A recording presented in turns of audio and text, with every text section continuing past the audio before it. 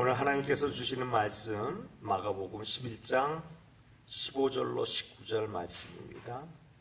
마가복음 11장 15절로 19절 말씀, 제가 한 절 여러분 한 절, 마지막 절은 합독합니다.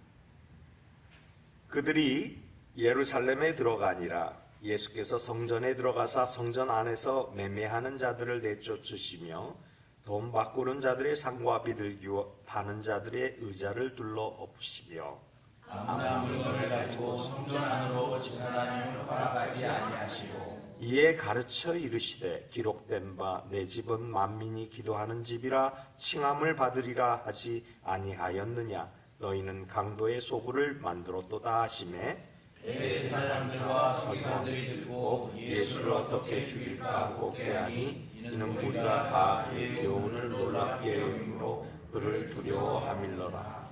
그리고 날이 저물매 그들이 성 밖으로 나가더라. 아멘. 오늘 본문 할렐루야. 이 찾으시는 예배 제목을 뒀는데 이 앞에가 뭐가 하나 빠진 것 같죠? 뭐가 빠졌을까요? 주님이, 그렇죠? 주님이 찾으시는 예배라는 제목입니다. 그런데 왜 주님이라는 이 단어를 뺐을까요? 오늘 본문을 따라 우리가 한번 쭉 살펴보면서 다 아는 이야기지요. 너무나 잘 아는 이야기고 사순절 기간만 되면 계속해서 반복이 되지만 이제 새해를 맞이해서 이 새로운 마음가짐으로 우리가 어떻게 예배를 하나님께 드려야 하는가 또 다시 점검해보는 그런 시간을 갖도록 해보겠습니다. 성경은 하나님께서 세상을 다스리신다 이렇게 얘기하죠. 세상을 다스리시는 분이 분명 하나님이십니다. 그래서 세상을 다스리시는데 세상이 녹록치 않으면 하나님은 갈아엎으셨습니다. 역사 이래로 계속 갈아엎으셨습니다. 그래서 세상을 다스리시는데 그 다스리시는 분이 하나님이신 것을 꼭 드러내십니다. 내가 세상을 새롭게 하리라. 요한계시록 21장 5절에 이렇게 얘기합니다. 보좌에 앉으신 이가 가라사대 보라 내가 만물을 새롭게 하리라. 역사 이래로 계속 주님은 갈아엎을 때가 되면 갈아엎으셨습니다. 새롭게 하셨다는 얘기죠. 이 말은 오염된 세상을 오염된 채로 두지 않으신다는 이야기입니다. 어려운 채로 두지 않으신다는 얘기입니다. 타락한 채로 두지 않으신다는 얘기입니다. 그분의 능력과 그분의 주권은 반드시 때가 되면 갈아엎으십니다. 그리고 이렇게 새롭게 만드신 것을 선포하십니다. 성경에 보면 시대마다 갈아엎으셨어요. 첫 번째, 이 노아의 홍수를 보니까 갈아엎으셨잖아요. 세상이 얼마나 악이 만연했습니까 그 당시. 그래서 갈아엎으십니다. 출애굽 역시 마찬가지입니다. 애굽의 핍박에 의해서 이스라엘 백성들이 하나님 앞에 기도합니다. 갈아엎으셨습니다. 애굽의 정예병을 전부 몰살하고 그리고 이스라엘 백성들을 다시 재교육 훈련을 시켜서 이 땅을 다시 갈아엎을 준비를 해주셨지요. 뿐만입니까? 바벨론 포로기에는 어땠습니까? 이스라엘 백성들이 다시 돌아와서 성전을 세우고 그리고 갈아엎으신 그 마음 위에 다시 예배를 받으시기 시작했습니다. 그래서 회복시키셨어요. 뿐만입니까? 무엇보다도 예수 그리스도를 이 땅에 보내주셔서 우리의 모든 죄악을 도말하시고 갈아엎으셨습니다. 새롭게 하셨습니다. 십자가를 통해서 우리에게 죄와 사망의 권세를 이겨내시고 무엇보다도 생명의 길을 제시해 주시고 이 땅에 떠나시면서 이 땅에 교회를 주셨습니다. 왜 주셨습니까? 교회가 왜 존재합니까? 영혼 구원 위해서입니다. 우리의 영혼을 구원해 주시고자 이 땅에 오셨고 우리의 영혼을 더 계속해서 구원해내시려고 이 땅에 교회를 세워주신 것입니다. 때문에 교회에서 해야 하는 일은 자명한 일이지요. 어둠을 밝히는 세상의 빛이 교회입니다. 세상의 부패와 타락을 방지하는 것이 교회입니다. 칠흑같이 어둡고 폭풍과 몰아치고 두렵고 떨리고 넓적다리가 다 허물어져 내릴 것 같은 두려움 속에 있다 하더라도 교회는 소망으로 존재해야 합니다. 그것을 비춰야 하죠. 그래서 교회는 어두운 캄캄한 밤하늘의 등대와 같은 존재입니다. 빛을 발산하는 거죠. 암초에 자초되지 아니하게 우리를 지켜주시는 거죠. 고난과 고통 속에서 신음하는 우리를 건져내시기 위해서 바른 항해를 지시해 주시는 것이죠. 때문에 교회는요, 아픈 자의 친구가 되어야 합니다. 고통받는 자의 친구가 되어야 합니다. 연약한 죄인들의 친구가 되어야 합니다. 그래서 잘못된 길, 죽음의 길, 사망의 길을 걸어가는 세상 사람들을 향해서 우리는 영원하고 복된 소망의 길을 제시해 주어야 합니다. 그 길은 바로 예수께서 걸어가셨던 길입니다. 그리고 우리의 선배, 동료이고 그리고 신앙의 표대와 같이 보여주는 우리의 믿음의 선배들이 걸어갔던 길이기도 합니다. 그래서 성도들이 걸어가는 그 길에는 변화가 일어납니다. 가정이 변화가 되고 사회가 변화가 되고 그리고 세상이 뒤집어지는 역사가 있게 된 것을 우리는 역사 이래로 계속 알고 있습니다. 잔 칼빈이 복음을 들고 스위스로 돌아갔습니다. 제네바로 돌아갔더니 제네가가 발칵 뒤집혔습니다. 뿐만입니까? 잔 웨슬리가 성령으로 충만하여서 회심했습니다. 그리고 그 이후에 성령 운동을 하고 난 다음에 어떻게 됐습니까? 영국이 발칵 뒤집혔습니다. 완전히 영국이 성령의 영적인 노가니가 되고 말았습니다. 그의 영향력은 오늘도 지속되고 있습니다. 종교의 자유를 찾아 미국으로 올랐던 우리 청교도의 신앙 선배들을 보십시오. 그들이 교회를 먼저 건축하고 교회 안에서 모든 자들을 치유하고 교회 안에서 모든 필요를 공급하고 그 어려운 역경을 견뎌냈더니 가장 세계적으로 부강한 미국이 건설되었습니다. 뿐만입니까? 길선주 목사님의 새벽에 영성운동을 우리가 시작을 했다라는 것을 우리는 너무나 잘 알고 있습니다. 평양 지역에서 영성운동을 시작해서 평양 장대원교회 성령의 충만한 역사가 이르기까지 그 당시에 대한매일신보는 이렇게 고백합니다. 신문에 보도하고 있습니다. 음력 11월 20일 1904년 서기 1904년 12월 26일경 평양 야소교회당에서 성경 공부를 시작할 때 황평양도의 일반 교인들이 구름같이 모였는데 그때 착한 사업을 경영하는 것이 많아 회당교회는 날마다 왕성한다 하더라. 평양의 거리 문화가 바뀝니다. 주류의 문화가 바뀌어서 술집이 문을 닫았습니다. 상가가 철시했고요. 그리고 무엇보다도 음주 문화가 완전히 바뀌었다고 그 당시에 매일신보는 전하고 있습니다. 뿐만입니까? 사람들이 교회로 몰려옵니다. 당시에 기록물을 보면 수없이 많은 사람들이 그 당시 평양의 교회에 몰려와서 예배를 드렸던 것을 우리는 감격적으로 볼 수 있습니다. 변화된 사람들이지요. 예수 믿고 변화된 사람들이 가는 곳곳마다 변화가 이루어지는 것은 너무나 당연한 것이 아닙니까? 내가 변했는데요. 세상을 바라보는 눈이 바뀌는데요. 세상이 나를 대하는 모습이 바뀌는데요. 그런데 지금 교회는 어떻습니까? 어둠을 항해하는 배들은 좌초되기 일보 직전입니다. 등대의 빛을 잃어버렸어요. 사람들이 이렇게 얘기해요. 과거보다 극도로 타락했다. 사람들이 더 완악해졌다. 근데 그것만으로 교회를, 빛을 잃어버린 교회를 설명할 수 있습니까? 부족하다고 저는 생각합니다. 왜 교회가 빛을 잃어버렸을까요? 아니, 악하면 악할 그만큼 더 빛을 발하는 게 교회 아닙니까? 마치 어두면 더 어두운 곳에서 자그마한 빛이 더 영롱하게 빛나듯이 말입니다. 세상이 악해지면 악해질수록 교회가 더 빛을 발해야 정상이에요.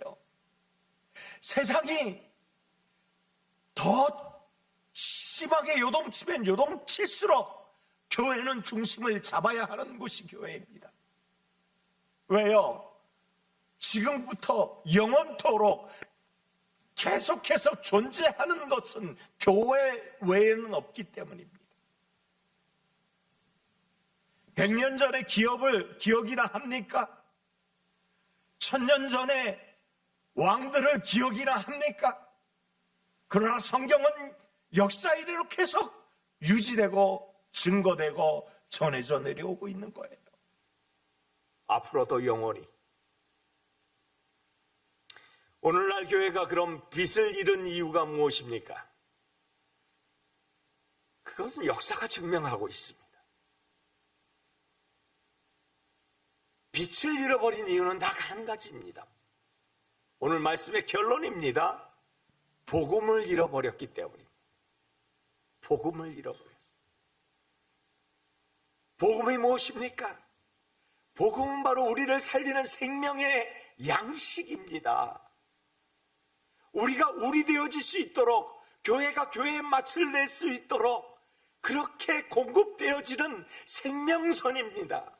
이 복음이 점차 빛을 잃어버리게 만드는 거예요.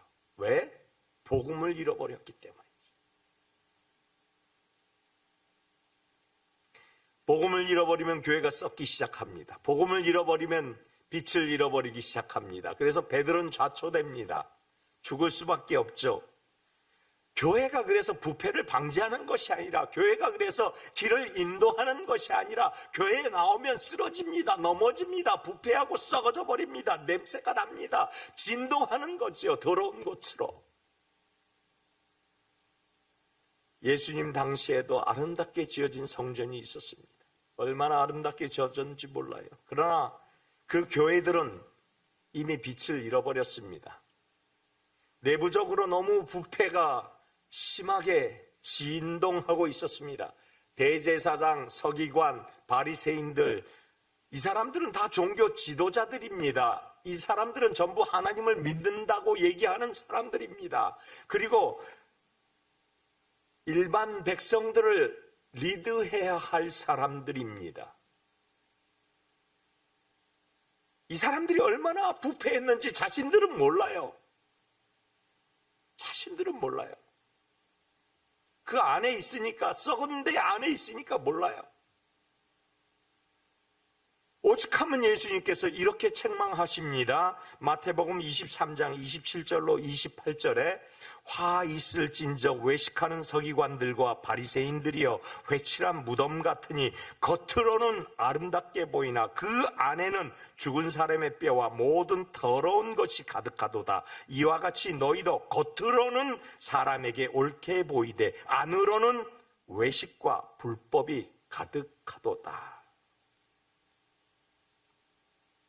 겉으로는, 안으로는 주님이 보고 계시는 거예요. 뿐만입니까? 이사야서 29장 13절, 마태복음 15장 7절로 9절까지 주님이 똑같이 인용해서 이사야 선지서를 인용해서 말씀하십니다. 주께서 이르시되 이 백성이 입으로는 나를 가까이 하며 입술로는 나를 공경하나 그들의 마음은 내게서 멀리 떠나나니 그들이 나를 경외함은 사람의 계명으로 가르침을 받았을 뿐이라. 겉모습, 속모습 너무나 썩었다는 거예요. 달리 표현할 길이 없는 거예요. 계속 성경은 경고하는 거예요. 이 마지막 때의 심판 때가 다가오고 있다는 것을 우리는 인지하고 있지만 세상이 어떻게 변해가고 있는지, 세상이 어떻게 썩어가고 있는지 보고 있으면서도 교회 안에서는 자정 능력을 잃어버리고 있는 것이에요.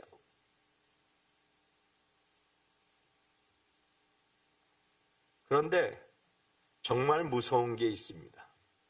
정말 무서운 것은 썩은 것은 도려내야 하는데 도려내지를 못하니까 썩은 채로 주변을 썩게 만들어 간다는 거예요. 여러분 과일 썩은 거 보셨어요? 과일이 하나가 좀 심하게 썩으면요, 그 주변에 있는 과일들이 다 똑같이 썩습니다. 바로 이들의 부패는 모든 사람들에게 전가가 된다는 거예요. 이 부패가. 그래서 누가복음 11장 44절에 이렇게 말씀합니다. 화 있을진저 너희는 보이지 않는 무덤 같아서 그 위를 밟는 사람들이 알지 못하느니라. 바리새인들의 겉모습은 그럴싸해 보이는데 그 위를 밟고 있는 사람들이 알지 못한다는 거예요. 그럴싸한 그 모습을 따라간다는 거예요. 그럴싸한 그 모습을 따라가기 때문에 점점 부패한 것이 점점 더 확장되고 전염된다는 거예요. 더럽히고 타락하고 그리고 추악하게 만드는 그것들이 전염된다는 얘기예요. 바로 오늘 본문이 그렇다는 거예요. 오늘 본문이 그 말을 우리에게 해주고 있는 거예요. 당시 교회 성도들, 교회가 성도 아닙니까? 이 성도들이 얼마나 타락했는지요. 얼마나 부패했는지요. 그래서요, 예수님께서 채찍으로 그 안에서 장사치들을 막 내리치시면서 돈 이렇게 바꿔주는 사람들, 또 거래하는 사람들의 상을 다 뒤집어 엎어버리셔요. 왜 그러셨을까요? 얼마나 부패했으면 주님이 그러셨을까요? 그 이유가 있어요. 그 이유의 첫 번째 아주 중요한 이야기인데 그 첫 번째는 뭡니까? 형식적인 모습 때문이에요. 형식적인. 성전 아닙니까? 6월절이니까 예배를 드려야 하지 않습니까? 예수 그리스도께서 지금 어떤 상태로 지금 성전을 찾으셨습니까? 예수님께서는 6월절을 맞아서 이제 예루살렘에 십자가를 지시려고 들어오셨습니다. 십자가를 지시려고 들어오셨는데 어떻게 들어오셨어요? 낙이 타고 들어오셨어요. 그러니까 종려나무가지를 흔들면서 다윗의 자손 예수의 환영 인파가 구름대같이 유대인들이 몰렸습니다. 그런데 그 입성식은 어떤 입성식입니까? 슬픈 입성식이 되는 거예요. 왜? 십자가를 지시려고 입성하시는 모습이니까. 그런 그 예수님께서 성전을 찾으신 거예요. 왜 찾으셨겠어요? 예배자를 찾으셨지 않겠어요? 저 같아도 달리 갈 데가 어디 있겠어요? 예수님이 갈 수 있는 곳이 어디겠어요? 아버지 하나님을 만날 수 있는 성전이 아니겠어요? 그래서 제자들을 데리고 성전으로 들어간 거예요. 들어갔더니 가관이 아닌 거예요. 너무나 이 부패한 썩은 냄새가 진동을 하는 거예요. 오늘날의 교회가 바로 이와 같다라는 이야기입니다.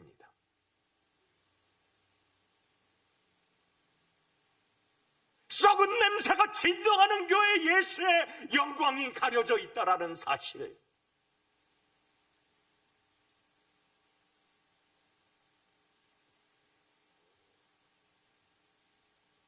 우리가 알고 있는 예배는 신령과 진정으로 드려져야 합니다. 신령과 진정으로 드려져야 하는데 하나님은 영적이신 분이라고 얘기합니다. 그래서 보일 수 없고 만질 수 없고 그리고 우리가 서로 얼굴을 대면할 수가 없는 거예요. 세상은 두 가지 세상이 존재하지요. 보이는 세상과 보이지 않는 세상입니다. 보이는 세상은 어떻습니까? 이걸 물질 세계라고 얘기합니다. 물질 세계는 어떻습니까? 현상이에요. 그런데 보이지 않는 세상은 어떤 세상이라고 합니까? 영적 세계라고 얘기합니다. 영적 세계는 어떻습니까? 본질이라고 얘기합니다. 그러면 현상은 뭡니까? 볼 수 있고 만질 수 있고 느낄 수 있고 그리고 흔들 수 있는 것이 현상을 얘기하는 거예요. 물질 세계예요. 세상은 물질 세계에 함몰되어 있습니다. 그래서 그 물질만 보고 가는 것이에요. 그리고 물질뿐만 아니고 보이는 것에만 치중하는 것이에요. 그리고 그 보여지는 것에 나타나는 것에만 열중하는 거예요. 그러니까 그 목적대로 사용되어지는 것이 눈에 보이면 정상인 것이에요. 그러나 영적 세계는 그렇지 않아요. 우리의 본질은 그렇지 않아요. 우리의 본질은 우리의 마음 중심에서부터 시작이 되어야 해요. 그런데 이 마음이 오늘 예배자를 찾으시는 주님 앞에서 형편없이 완전히 사그러진 거예요. 자신들도 알지 못하는 사이에 영적 예배보다는 그저 가인의 예배, 어떻게 하면 편리하고 어떻게 하면 조금 더 편안하게 예배를 드릴 수 있을까만 찾는 거예요. 아벨의 예배는 다 없어졌어요. 여러분, 예배 속에서 가장 중요한 것이 뭡니까? 가장 중요한 것은, 영적 예배자의 그 가장 중요한 것은 바로 희생 제물이라고 얘기합니다. 하나님이 영적 예배자를 찾으시는데, 이 영적 예배자는 본질을 찾기 때문에 보이지는 않아도, 만져지지는 않아도, 느끼지는 못해도 만지는 것처럼, 보이는 것처럼.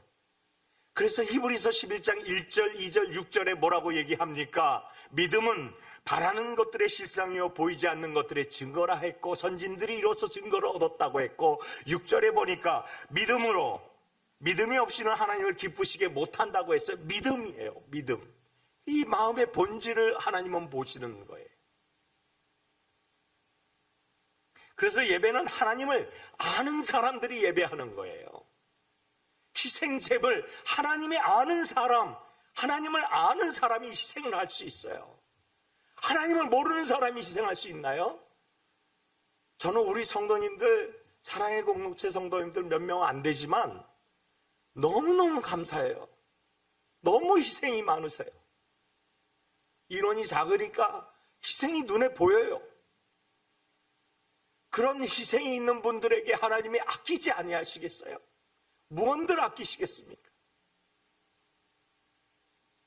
여러분, 하나님이 찾으시는 이 예배는 하나님을 아는 자가 예배 드리는 거예요. 그러면 하나님을 모르는 사람은, 불신자들은 예배를 드릴 수 있나요? 없어요. 예배가 아니고 쇼입니다. 예배가 아니고 디너쇼고 런치쇼고 그냥 쇼맨십이에요. 어찌 예배가 될 수 있어요? 하나님이 아닌데. 그래서 로마서 12장 1절에 이렇게 얘기합니다. 그러므로 형제들아, 내가 하나님의 모두 자비하심으로 너희를 권하노니 너희 몸을 하나님이 기뻐하시는 거룩한 산 제사로 드리라. 이는 너희가 드릴 영적 예배니라. 너희 몸을 하나님이 기뻐하시는 거룩한 산 제물, 이게 영적 예배라는 거예요. 희생제물이라는 거예요. 너희가 희생제물이라는 거예요. 신약시대에서 우리가 희생제물이라는 거예요. 우리가 희생제물인데 어떻게 준비되어야 한다고요? 하나님께 희생제물은 어떻게 준비하라고 하셨어요? 흠없이 완전하게 준비한 것이 희생제물이에요. 그래서 예루살렘 정전에 와서 막 사는 거예요. 미리 준비해서 자기가 곱게 가지고 오는 것이 아니고, 우리가 희생제물이 되어야 하는데, 준비된 마음으로 예배를 드려야 하는데 준비되지 못한다는 거예요. 뿐만입니까? 요한복음 4장 23절로 24절에 우리가 드릴 예배가 어떤 모습이에요? 아버지께 참되게 예배하시는 자는 영과 진리로 예배할 때가 오나니 곧 이때라. 아버지께서 자기에게 이렇게 예배하는 자들을 찾으시니라. 하나님은 영이시니 뭐라고요? 영과 진리로 예배할지니라. 하나님은 우리 영과 진리로 예배를 하라는 거예요. 예배하는 자. 그런데 주님이 가보니 형식적인 예배만 남은 거예요. 순서대로만 하는 거예요. 성전 뜰 보니 과관이 아니에요. 막 거짓으로 얘기하고 흥정하느라고 얘기하고 함성 지르고 소리치고 동전을 짤랑짤랑거리면서 바꿔야 되고, 그리고 뭐 비둘기가 푸드득대고 양들이 매거리고, 이건 과관이 아닌 거예요. 성전에 그런 함성으로, 그런 소란스러운 것으로 가득 차니 성전에는 찬송이 사라지고 기도가 사라지고 하나님을 부르짖듯 예배가 사라지고 헌신이 사라지고 거룩이 사라지고 하나님이 원하시는 그 모습이 사라져버린 것이에요. 오늘 이 거룩을 사칭한 거짓 예배자들 때문에, 사람들이 눈을 현혹되게 하는 그러한 모습들 때문에 하나님이 찾으시는 예배자가 점점 물들어가고 있는 것이에요. 거짓 예배자로 물들어가고 있는 것이에요. 오늘 본문 15절에 보십시다. 그들이 예루살렘에 들어가니라. 예수께서 성전에 들어가서 성전 안에서 매매하는 자들을 내쫓으시며 돈 바꾸는 자들의 상과 비둘기 파는 자들의 의자를 둘러 엎으셨다. 예배에 있어서 가장 중요한 것이 뭡니까? 말씀드렸듯이 기도도 찬양도 있어야 되고 또 헌신도 충성도 있어야 합니다. 그런데 가장 중요한 예배의 가장 중요한 요소가 뭡니까? 우리 몸을 거룩한 산 제물이 되어서 희생 제물이 되어서 하나님께 드려지는 거예요. 하나님이 돈이 없으세요. 하나님이 권력이 없으세요. 하나님이 땅이 없으세요. 하나님이 능력이 없으세요. 하나님이 존재하지 아니한 곳이 어디 있으세요? 그런데 그분께서 원하시는 것이 누굽니까? 바로 우리 자신이에요. 우리 자신이 희생 제물로 드려지는 것이에요. 우리 자신이 희생 제물로 드려진다는 이것은 우리가 수고하고 거룩하고 정결하게 구별하여서 하나님 앞에 서는 것이에요. 이 희생제물은 바로 예수 그리스도를 상징합니다. 예수 그리스도께서 단번에 십자가에서 죽으심으로 우리가 하나님의 보좌에 담대히 나갈 힘을 얻었다라고 얘기합니다. 만인제사장이라 그러니까 그냥 우리 가서 예배 드리면 돼. 이게 아니라는 거예요. 미리 거룩하게 마음으로 준비하여 하나님을 배운 그런 낯이 있어야 된다는 거예요.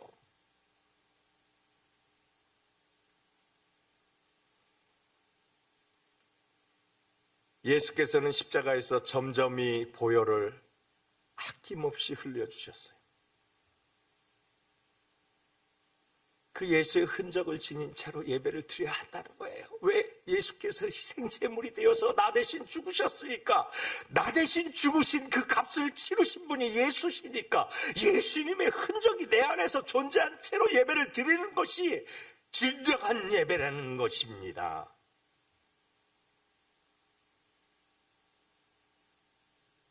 바라기는 우리 모두는 이런 흔적을 지닌 채 예배드리는 저와 여러분 되시기를 바랍니다. 형식적인 예배가 아니고요. 여러분, 이 예배를 드리기 위해서요, 전도사님 아이들이 있잖아요. 열심히 준비해갖고 찬양 인도하세요. 여러분 오시기 전에 찬양 준비해서 근데 며칠 전부터 찬양 악보를 쭉 올려주시고요. 전도사님이요, 이거를 어떻게 하면은 잘 보여줄 수 있을까? 미리 준비해서 오늘 특송 또 며칠 전부터 준비하세요. 미리미리 준비해서 미리미리 이 예배를 위해서, 이 예배의 성공을 위해서, 이 예배에 하나님의 치유하심이 나타나고, 이 예배에 하나님의 능력이 나타나고, 이 예배에 하나님이 다스리심이 나타나고, 이 예배에 하나님의 응답이 나타나도록 우리 모두가 다 합심해서 이 예배를 준비하는 거예요. 우리 중심에 예수의 흔적을 지닌 채 예배드리시는 저와 여러분 되시기를 예수님 이름으로 축원합니다. 마지막으로 두 번째, 왜 상을 엎으셨고 왜 채찍을 드셨을까요? 오염된 예배를 싫어하셔요. 누구 얘기 듣고 우르르 몰려가서 예배를 드린다? 저기 가니까 뭐가 나타나더라. 그럴 수 있어요. 그러나 여러분,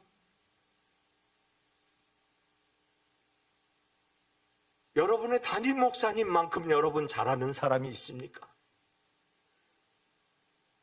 이 기독교 예배를 드리면서 여러분의 모습을 담임 목사님만큼 여러분을 잘하는 사람이 있냐고요?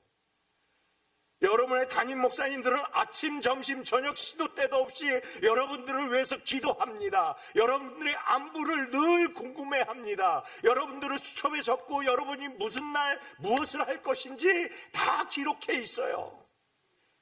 그리고 영적 일기에는 여러분이 어떤 응답을 받아서 어떻게 기뻐했다라는 기록을 해나가실 것입니다. 여러분, 온 세상의 예배가 가장 최고의 예배라고 얘기할지라도 여러분의 담임 목사님과 함께하는 예배가 최고의 예배인 줄 믿으시면 아멘 합시다. 물질은 예수님조차도 시험을 해요. 우리 성도들도 시험하지만 예수님도 시험을 해요. 물질의 그 권력은 그 정도예요. 파워는 그 정도예요. 물질의 파급력은 그 정도예요. 물질 가지고 못하는 것이 어디 있습니까? 멋진 치장을 해놓고 멋진 성전을 만들어 놓고 사람들을 불러 모아서 알지도 못하는 사람들에게 기도하고 안수해주고, 그게 오염이 안 됐다라고 누가 감히 얘기할 수 있겠습니까?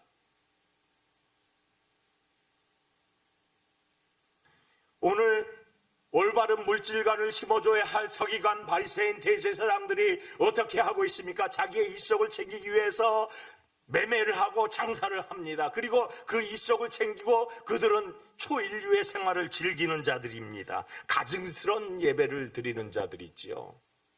종교 지도자라는 사람들이요. 돈벌이 하려고 예배하던 거예요.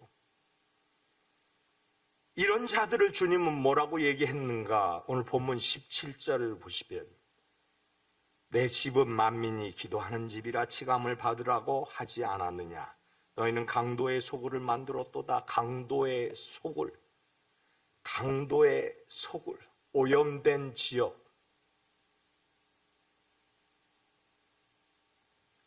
병든 자, 고아와 과부들을 주님은 돌보라고 했습니다. 죄인들이 하나님께 돌아와 예배하고 기도하는 처소라고 얘기하고 있습니다. 그리고 이들이 회개하여서 예수를 영접하게 되는 기적이 일어나는 곳이 교회입니다. 우리가 교회인 거로 우리의 모습을 보고 회심하는 자들이 생기는 것이 교회입니다. 교회는 사교장이 아니에요. 성전은 죄인들을 막는 곳이 아니고 기쁨으로 받아들이는 곳입니다. 만민이 기도하는 집이라 누구라도 와서 내게 기도하면 내가 듣고 응답하리라 하신 분이 주님이십니다.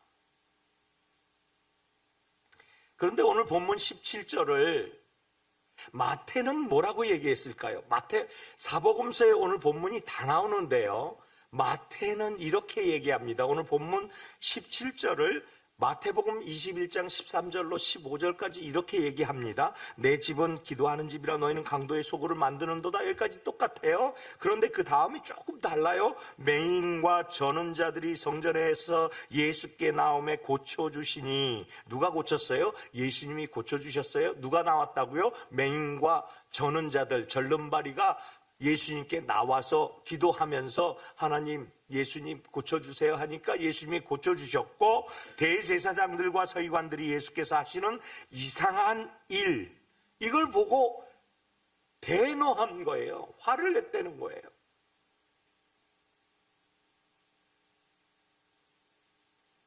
예수님께서 성전을 깨끗이 하시니까 그곳에 성령이 임하시는 거예요.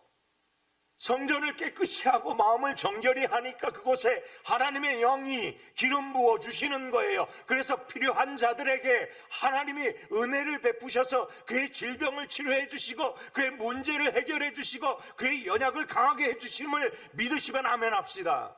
우리의 마음이 비워지면, 우리의 마음이 청소가 되고 소재가 되어지면 하나님이 그곳에 무엇을 부으신다고요? 하나님의 은혜의 능력을 부어주신다는 이야기입니다. 그런데 이걸 이상하게 생각했다는 거예요. 원문에서 보니까 이상하게 생각했다라는 이 말은, 신기하게 생각했다라는 이 말은 원문에서는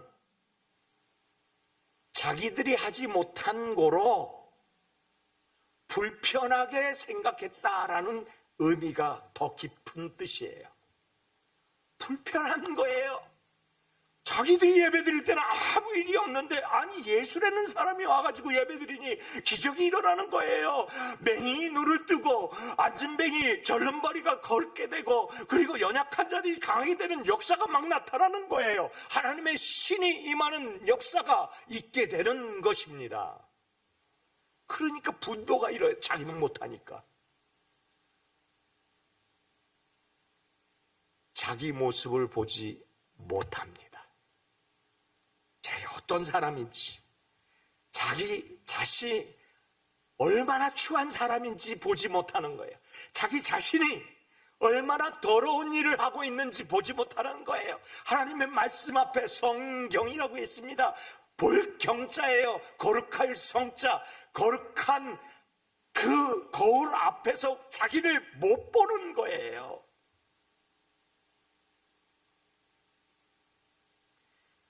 생각하기를 자기 이권만 없어지는 것 같으니까 불만인 거죠. 그래 분노를 표출한 거예요. 우리 연약한 자들의 친구가 되어주시기를 예수님 이름으로 축원합니다.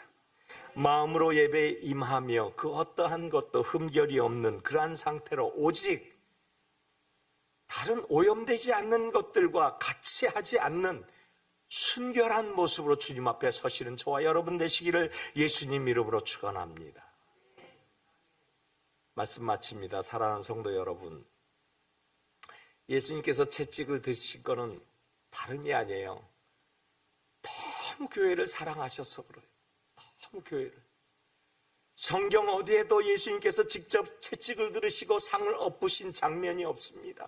그렇게 화를 내시는 장면이 없습니다. 그리고 앞뒤 전후 맥락을 다 살펴보면 회칠한 무덤이라는 둥, 그런 험악한 말씀을 쓰신 적이 단 한 번도 없습니다. 그런데 왜 이들에게는 이렇게 얘기했을까요? 이유는 딱 한 가지밖에 없습니다. 너무나 교회를 사랑해서. 이 교회는 바로 저와 여러분인 줄로 믿으시면 아멘 합시다. 우리를 너무나 사랑해서 이렇게 드신 거예요. 사랑하는 성도 여러분, 이렇게 사랑하는 주님의 마음을 품고 예배하는 우리가 되기를 간절히 소망해 봅니다. 우리 앞으로의 2025년 예배는 이런 마음으로 예배를 드려서 우리 사랑의 공동체가 정말 사랑이 풍성하고 하나님의 은혜와 능력이 임하는 놀라운 예배의 처소가 되시기를 예수님 이름으로 축원합니다. 기도하겠습니다. 하나님, 하나님의 은혜입니다. 돈으로 살 수 있나요? 시간으로 때울 수 있나요? 하나님 만나는 일인데요. 오직 성전에서 이렇게 연합해서 하나님을 부르짖을 때 하나님 역사하신 줄 믿습니다. 이 성전에서 주님이 치료하셨지 않습니까? 오늘 이 시간 아픈 몸을 이끌고 주의 성전을 찾은 우리의 형제들 자매들이 있습니다. 오늘 이 시간 하나님 만져주시옵소서. 비운 마음에 성령 하나님 임재해 주시옵소서. 역사해 주시옵소서. 우리를 손잡고 일으켜 주시옵소서. 하나님의 거룩함으로 나아갈 수 있도록 길을 열어 주시옵소서. 오염되지 않게 주님 우리를 성령의 불담으로 보호하시고 우리 믿음의 역사가 주께 드러날 수 있도록 인도해 주시옵소서. 모든 것 감사하고 예수님 이름으로 기도합니다. 아멘.